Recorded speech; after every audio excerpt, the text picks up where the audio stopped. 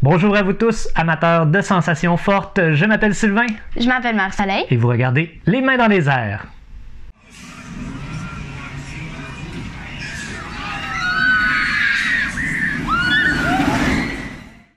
Alors Marie-Soleil, de quelle montagne russe on parle aujourd'hui? J'aimerais qu'on parle du vampire.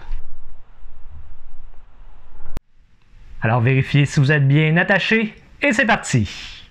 Le Vampire est une montagne russe située à la Ronde de Montréal du constructeur B&M. Le vampire fait son arrivée sur l'île Sainte-Hélène à l'été 2002. C'est la grande nouveauté pour l'ouverture de la 36e saison.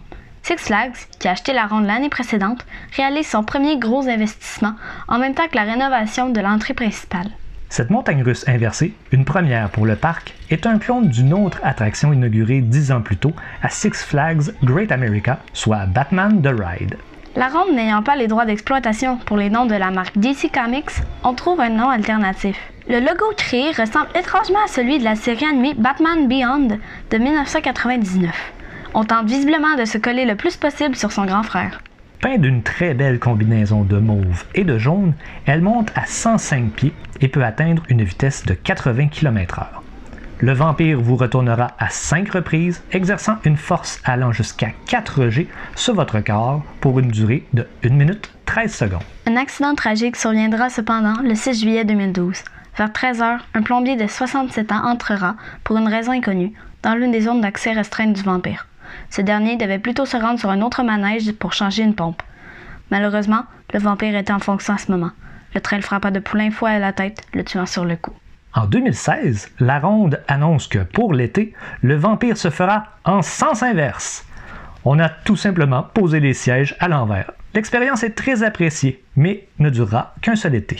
Si vous souhaitez avoir un vampire dans votre cour, nous n'avons aucune idée de combien il vous en coûtera, car Six Flags a refusé de dévoiler son prix. Et maintenant, notre appréciation du vampire. Personnellement, j'adore ce type de montagnes russes, les montagnes russes inversées.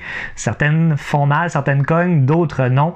Heureusement, le vampire fait partie de ceux qui sont très agréables et personnellement, j'adore faire cette montagne russe-là chaque fois qu'on va à la Ronde. Toi?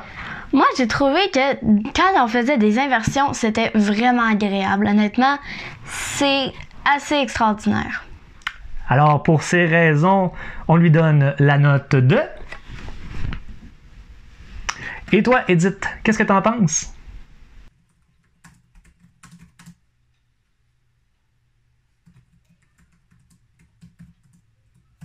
Merci d'avoir été des nôtres pour cette capsule. Si vous avez déjà fait le vampire, n'hésitez pas à nous laisser un commentaire sur votre expérience.